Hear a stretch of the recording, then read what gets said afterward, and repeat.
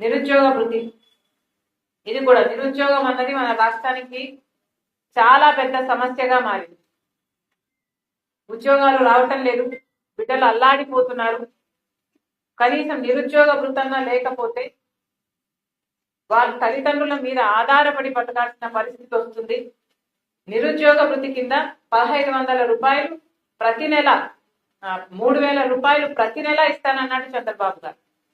కనీసం 50 లక్షల మంది 3000 రూపాయలు వేసుకుంటే కూడా కనీసం ఈ నెక్స్ట్ 5 నెలల్లోనే 7500 కోట్ల రూపాయలు ఇవ్వాల్సి ఉంటుంది. కనీసం రూపాయి కూడా కేటాయించలేదు చంద్రబాబు గారు. ఇళ్ల విషయానికి వస్తే 40 లక్షల ఇల్లులు కట్టిస్తానన్నాడు చంద్రబాబు గారు రాబోయే 5 సంవత్సరాలలో. అంటే సంవత్సరానికి 8 లక్షల ఇల్లులు. 8 లక్షల ఇల్లులు 2 సెంట్లలో 4 లక్షల రూపాయలు పెట్టి కట్టి